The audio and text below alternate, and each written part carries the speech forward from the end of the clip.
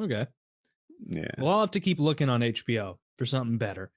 Otherwise, I'll just end up rewatching the original Band of Brothers, which is a great thing to rewatch. It's I tremendous. I You love know, Band of like Brothers. I'm sorry, cut you off. I super loved it when it came out, but when I watch it now, I'm like, oh, you know what? It turns out that a lot of this isn't the part that I loved about it. Like, I want to say there are 8 episodes, and the last two are kind of not World War II anymore. yeah, And the first two are kind of not World War II. They're like yeah, training, and we're getting to know the integrity of Captain Winters and stuff like that. And yeah. I'm like, oh, when you get back to it, there's really just 2 or 3 great episodes, some of the greatest TV ever made in Band of Brothers, and a whole lot of other stuff. I'm okay with the beginning. I do agree the Yeah. end, it really the end of any story can at the end of the Lord of the Rings, it was like felt good to wrap up and give everybody their just, whatever they needed. But in this, it's Yeah. like, come on, let's kill some more Nazis. Yeah. Like just a few more. We can find some that won't surrender. Right. Like that's what I want. I want them to be like, hey, winners. They say there's some Nazis up north that don't want to surrender. They say Hitler's still alive. Right. Well, Gotta kill I it. want to go get Crouch. those. Go get The those last Nazis. episode is Yeah. about like Go to I don't know, Brazil. soldiers getting excited and having car accidents or something. If Band of Brothers were made today, after its huge success, they'd be like, look, we need a season 2. How about they go to Brazil and look for Hitler? And That that's would what have would been happen. awful. They did a Yeah. season 2 and it No, was fucking Japan. Captain Winters, Well, the whole Oh. like honestly, with the Band of Brothers thing, I'm surprising you both like have that same take. Like, I actually I disagree with Woody on the beginning part. I really too, I love like it. when they're like kind of 5 sizing miles up, up 5 miles Ross, down. or Ross from Friends and Lieutenant Winters. Like, I really liked that development because it showed them like growing as a group. But you are right. Like the end of the series, it's almost like after they're in Hitler's hideout, the Eagle's Nest or whatever That's it. it's called. That's Like from there on, it's kind of like, okay, we're kind of meandering now. Whereas I think the end of the Pacific one is the one part that's better than the original, because the end of the Pacific one, the guy goes back and it's like really hammers home like how he's a totally different guy. Like he's changed. He's fucked up now. He will never be able to even engage with people who didn't experience that in a way that's real because they can't possibly empathize with what he's been through. Like, and that was the Oh. Pacific series, which overall still solid. I don't like not the as good. Pacific. I I still like dislike the Pacific. I made it through it once, and every time I've tried afterwards, I always end up going, "Oh yeah, I don't like this. Oh, yeah, I don't really like this. This isn't fun at all. This is like about the horrors of war." I want to see like come on, give me a little bit of that John Wayne shit. Everybody now wants to be anti-war. Fuck you. No, give me that John Wayne shit. Give me the sad ending if you want. But I want to have some hoorah, blow up the bridge, and fucking Yeah. Tom Hanks shooting at the tank, and then the fucking bombers come in. I want some happiness. I want some good times too. They it did doesn't have make to be a drag. they did make the Japs way scarier than the Nazis, as far as like the implication of like, you don't want to get captured by these Japanese. They'll saw your hands off and fucking Yeah. inject shit in. Like they. No, I think don't that's know, the that made the case. stakes seem high. I think that if the Germans took you captured, like whenever I'll say this, whenever I see a movie of a German prison camp and there's some Americans in it, they're like sassing the commandant and like wearing a leather jacket or something. They're like, Yeah. and the commandant is like, I will only let you go so far, Makruger. And it's like, dude, the guy's got like doo-wop hair over there and a leather jacket on. How much farther are you gonna let it? It always seems like it's not so bad in the Nazi prison camps for the Americans. They're like shot down For or the whatever. soldiers, yeah. The soldiers, yeah, but on the other hand, like I feel like the Japanese were just real awful pieces of shit. They're just scum. Yeah, you And read I about was like, watching a great thing about the Japanese Zero today, and about how technologically advanced it was for its time. How the kill ratio was 12-1 in the Pacific. weren't they mostly just crashing it? No. That's at the very end of the war. At the end of the war, when they didn't have any other way of, it was Okay. the last resort sort of thing. The Those Zeros Japanese do look Zero, really cool. the Zero outperformed everything it fought in the Pacific with a kill ratio of 12-1 in the early years. No. Yes, the Air Force manual said to go to high altitude to do a passing run on them, and then to go as fast and low as you could to escape, or you will die. Because they could not fight them at all. They would lose every dogfight at a ratio of Really? 12-1. Yes, it I was had no so much idea we better. were getting wrecked.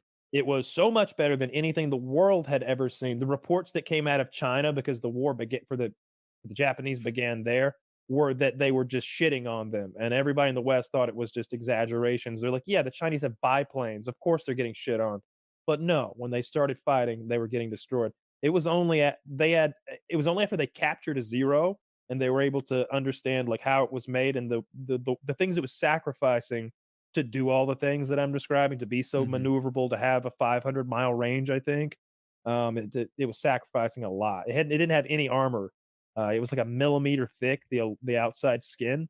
It was just So too quick to hit for the guys. it was too maneuverable, and it weighed like 2,000 pounds less than the American plane that was its counterpart, so it could just outmaneuver them at low speeds. So the Dude, doctor 12-1. That's a horrible ratio. yeah, That's that's not good. That's for the first that's a for, real we shit were show. we were losing that bad for years. Yeah, Damn, I never in the air, huh. Well, in yeah, the in the air, air, in but that's dogfights. important on the Pacific.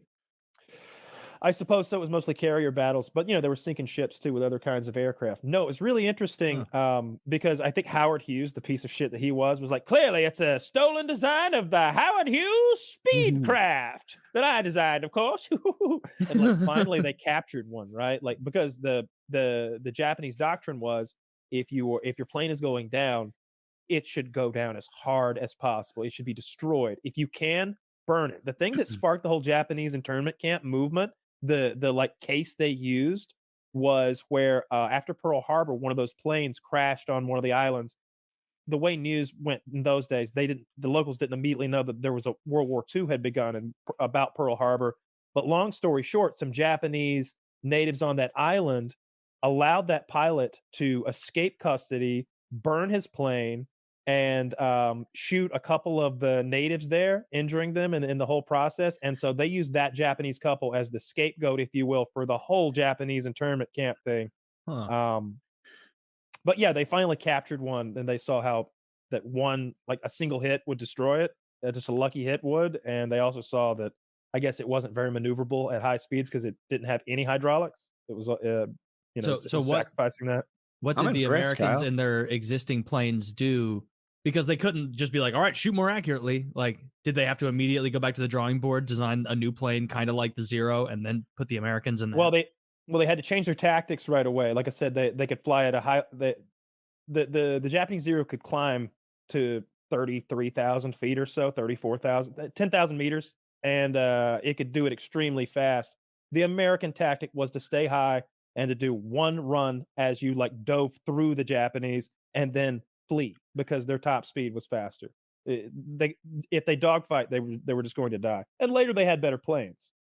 They Man, back built in World better War fighting II, planes. we were just not the power we are like we were later. Like Well, see, we all right, were so getting owned by the German tanks in Europe at the same time, right?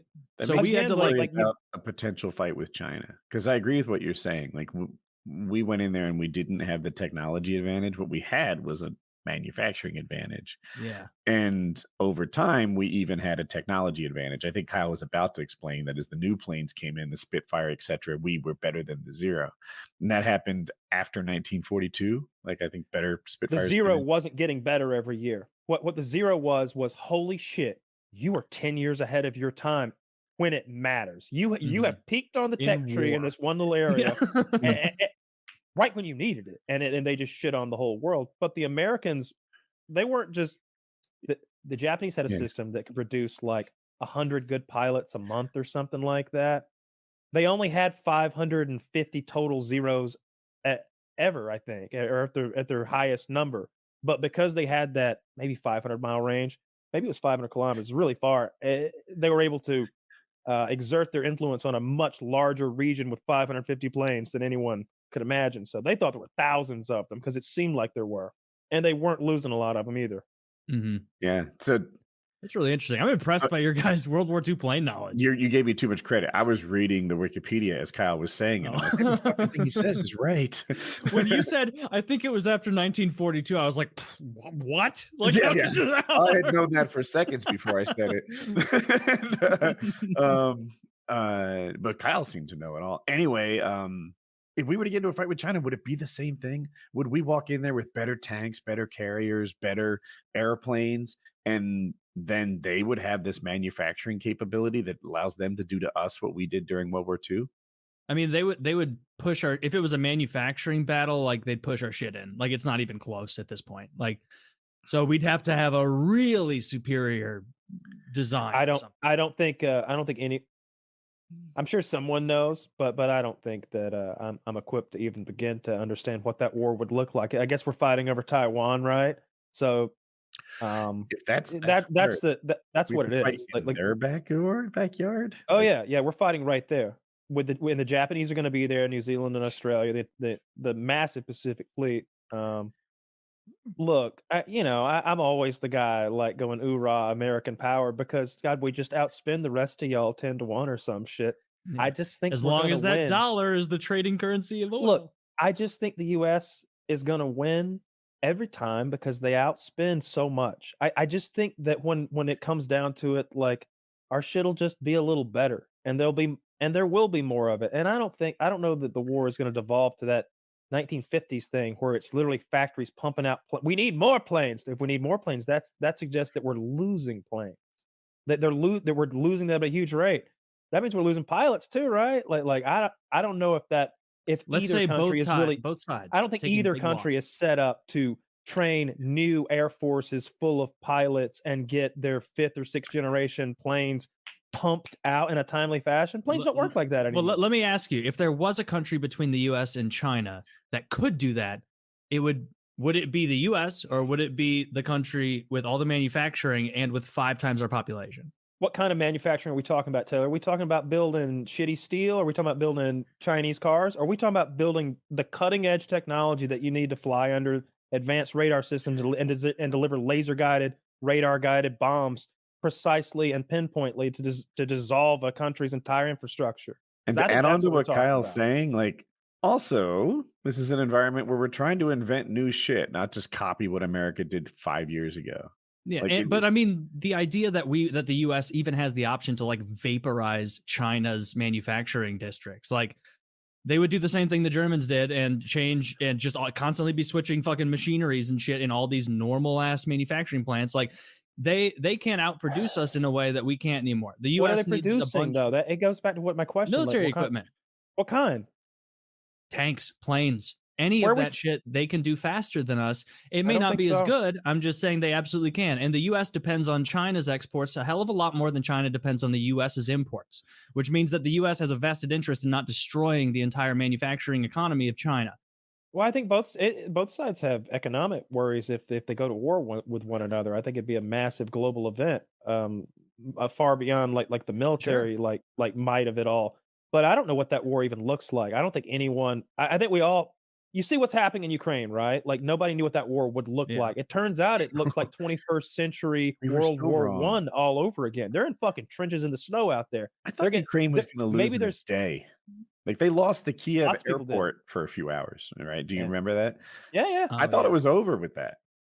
You know what? I bet that's a whole fucking movie. I bet the siege and then retaking of that airport is a whole fucking Die Hard-esque movie. Because what it sounds like happened is the Russians landed fucking paratroopers in their capital, captured their airport with what I can only imagine were the baddest James Bond skeleton crew. Sylvester Stallone cocksuckers Russia can muster with their night vision on and their fucking hex grid armors or whatever, like landed at the airport, took that shit. And there were some Ukrainians somewhere that got a phone call and they said, hey, the fucking Spetsnaz just took our airport. The country could fall within hours. They're here for the president. And they said, all right, we're on the fucking way. I want to know that guy's story. Like he hopped in the truck with his gun say it with an accent, killed those people. Yeah. Team 6. Like that would be cool. The seals come out of the back. It's like Russian SEAL Team 6. They're much here in the water. maybe like giving them sardines, looking hard as fuck. They got those metal teeth like dude had like Jaws in, Like the yeah, canines, dude. 007. Yeah. Maybe I'm or no, I think most people agree with this. I put a lot more, I guess, respect on China than Russia as far as like Oh yeah. capacity and shit. Like I feel like Russia isn't at all equivalent to China. Maybe I'm like being silly. I but think it doesn't Russia's been a third-rate power for a long time. I think that's being exposed feel right like now. China's because- real deal. Have you seen the fucking shit they have their kids doing in school? They're all Dude, I don't fit. ca- They're bouncing get outta here with that basketballs propaganda. in sync. Taylor, no, Michael look, Jackson dance. Michael Jackson, they're thrilling all over the Chinese yards. It's a dude, problem. I see that as propaganda. You know, dude, I bet if you showed a bunch of Chinese podcasters who were like normally censored and had never seen it before, I bet that if you showed them the fucking crowd at UGA when they start throwing up the letters to spell words out and told them that this was our students and that this was what they're spelling was death to China, and like they'd be fucking scared if they saw 85,000 people fucking spelling shit. Little do they know they're spelling "go dogs," and they couldn't give a fuck less. Oh, we eat dogs. Oh, we hate dogs. Oh, we come to America, we gonna eat all your dog. We conquer you and then we make you watch when we eat your dog. The whole football team's scared. Like, is that about us? If the ATF was a country. When we do get conquered, I was joking. I was joking about that, guys, fellas. When we get conquered, Are you worried It was about a joke. upsetting our 5 Chinese viewers who are using a VPN? Oh, this is the final straw. I'll start reading that like what was that massacre they had the Tiananmen. Tiananmen Square. yeah, I'll start reading the Tiananmen Square wiki. Get y'all all fucking locked out. Oh, I would never do that just to a poor Chinese viewer because they'll get you. Or I guess I've not seen- from reading it, but they can't look it up. I haven't seen the video, but somebody was saying that in Rust, they were dealing with Chinese hackers and they're outside their base like screaming in Chinese, and they just started reading that whole Wikipedia article. It's like, I guess removed. yeah, that's like bad mojo over there. You know, you're gonna be talking about all that. That shit didn't even happen as far as they're concerned. That's like Voldemort's name and the N-word mixed together.